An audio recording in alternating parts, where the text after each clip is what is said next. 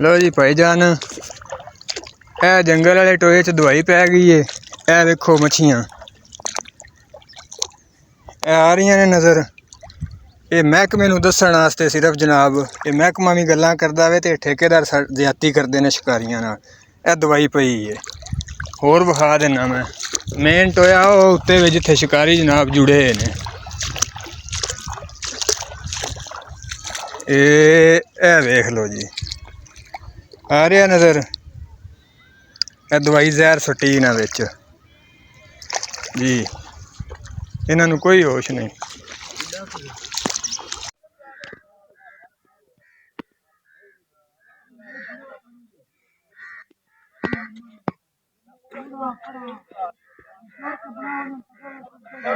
पूरा रिजल्ट ही कोई दिंदा है। सारा पूंगा विच मोया पिया जनाब।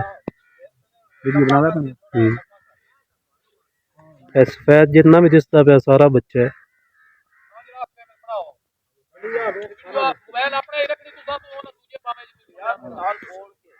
है। वेखो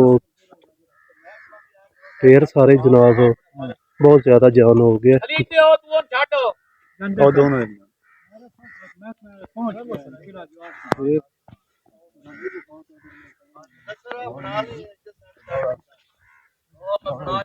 वेखो जनाब,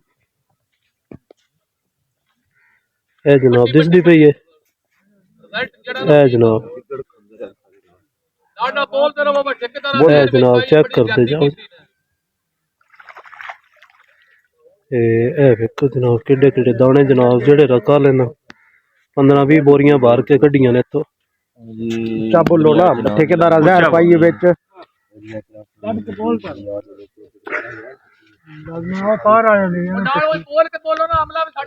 बोल आप खुल जाओ।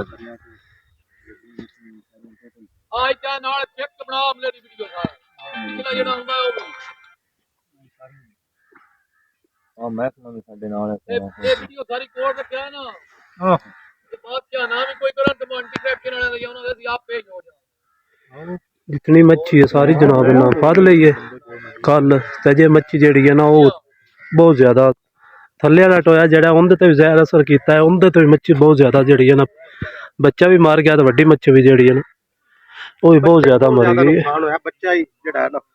वेंदियो विच पानी दे बह गया थल्ले जमीन दे नाल।